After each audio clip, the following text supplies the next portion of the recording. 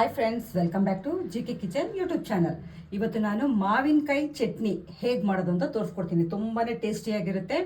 ದೋಸೆಗೆ, ಚಪಾತಿಗೆ, ಅನ್ನಕ್ಕೆ ಎಲ್ಲ ತುಂಬಾ ಸೂಪರ್ ಕಾಂಬಿನೇಷನು. ಇದು ಮಾವಿನಕಾಯಿ ಸೀಸನಲ್ಲಿ ಎಲ್ಲನೂ ಫ್ಲೇವರ್ ನಾವು ಮಾಡ್ಕೊಂಡು ತಿಂದರೆ ಒಂಥರ ನಮಗೆ ಹಾಯ್ ಅನಿಸುತ್ತೆ. ಯಾಕಂತಂದರೆ ಆ ಮಾವಿನಕಾಯಿ ವರ್ಷದಲ್ಲಿ ಒಂದೇ ಸತಿ ಬರೋದು, ಬಿಟ್ಟರೆ ನೆಕ್ಸ್ಟ್ ಟೈಮ್ ನೀವು ತಿನ್ಬೇಕಂದ್ರೆ ಇನ್ನೊಂದು ವರ್ಷ ಆಗುತ್ತೆ.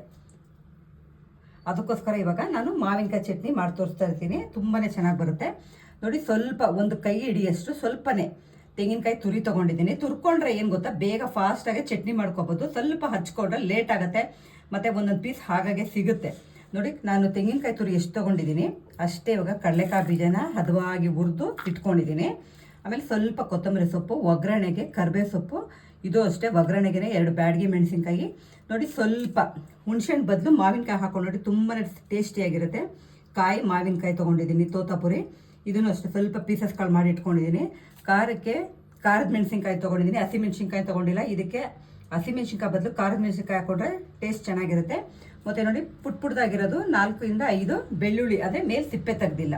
ಇವಾಗ ಹೇಗೆ ಮಾಡೋದು ಅಂತ ತೋರಿಸ್ಕೊಡ್ತೀನಿ ನೋಡಿ. ಒಂದು ಮಿಕ್ಸಿ ಜಾರ್ಗೆ ಇವಾಗ ತೊಗೊಂಡಿರೋಂಥ 4 ಒಣಗಿದ ಮೆಣಸಿನ್ಕಾಯಿ, ಬೆಳ್ಳುಳ್ಳಿ, ಆಮೇಲೆ ಕೊತ್ತಂಬರಿ ಸೊಪ್ಪು, ತೆಂಗಿನಕಾಯಿ ತುರಿ, ಇದಿಷ್ಟು ಸ್ವಲ್ಪ ಒಂದು 1/4 ಗ್ಲಾಸಷ್ಟು ನೀರು ಹಾಕ್ಕೊಂಡು ಫಸ್ಟ್ ಇದನ್ನು ಪೇಸ್ಟ್ ಮಾಡ್ಕೊಳ್ಳೋಣ, ಅಂದರೆ ರುಬ್ಕೊಳ್ಳೋಣ.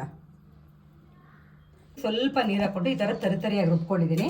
ಇವಾಗ ಇದಕ್ಕೇನೆ ತೊಗೊಂಡಿರೋಂಥ ಕಡಲೆಕಾಯಿ ಬೀಜ, ನಾನು ಸಿಪ್ಪೆ ತೆಗ್ದಿಲ್ಲ, ಸಿಪ್ಪೆ ಹಾಕೊಂಡ್ರೆ ಟೇಸ್ಟ್ ಇರುತ್ತೆ. ಆಮೇಲೆ ಮಾವಿನಕಾಯಿ ಚಿಕ್ಕದಾಗಿ ಕಟ್ ಮಾಡ್ಕೊಂಡಿದ್ದೀನಲ್ಲ, ಅದನ್ನು ಹಾಕ್ಕೊಳ್ತಾ ಇದ್ದೀನಿ. ಹಾಕ್ಕೊಂಡು ಇದಕ್ಕೆ ರುಚಿಗೆ ತಕ್ಕಷ್ಟು ಇವಾಗ ಉಪ್ಪು ಕೂಡ ಹಾಕೊಳ್ಳೋಣ. ನಾನು ನೋಡಿ ಪುಡಿ ಉಪ್ಪು ಹಾಕ್ಕೊಳ್ತಾ ಇದ್ದೀನಿ. ಸ್ವಲ್ಪ ಹಾಕೊಂಡು ರುಬ್ಕೊಳ್ಳೋಣ, ಆಮೇಲೆ ಬೇಕಿದ್ರೆ ನಾವು ಸ್ವಲ್ಪ ಹಾಕೋಬೋದು. ಇವಾಗ ಇನ್ನೊಂದು 1/4 ಗ್ಲಾಸು ನೀರು ಹಾಕಿ, ಇದನ್ನು ಅಷ್ಟೇ ಜಾಸ್ತಿ ನುಣ್ಣಗೆ ಪೇಸ್ಟ್ ಮಾಡ್ಕೊಬೇಡಿ, ಸ್ವಲ್ಪ ತರಿಯಾಗಿದ್ದ ರುಬ್ಕೊಳ್ಳೋಣ ನೋಡಿ. ಇವಾಗ ತರಿಯಾಗಿ ರುಬ್ಕೊಂಡಿದ್ದೀನಿ. ಆಮೇಲೆ ಅದನ್ನು ಅಷ್ಟೇ ನೀವು ನೋಡ್ಕೊಂಡು ಬೇಕಿದ್ರೆ ನಿಮ್ಗೆ ನೀರು ಹೆಚ್ಚಿಗೆ ಬೇಕಾದರೆ ಸ್ವಲ್ಪ ಹಾಕೋಬೋದು. ನಾನು ದೋಸೆಗೆಲ್ಲ ನೋಡಿ ಇಷ್ಟು ಚೆನ್ನಾಗಿರುತ್ತೆ. ಆಮೇಲೆ ಕರೆಕ್ಟಾಗಿ ಉಪ್ಪು ಖಾರ ಎಲ್ಲ ನೋಡಿ ಹಾಕ್ಕೊಳ್ಳಿ ನೋಡಿ. ಇಷ್ಟು ತರಿಯಾಗಿದ್ದರೆ ಸಾಕು, ಸೂಪರಾಗಿರುತ್ತೆ.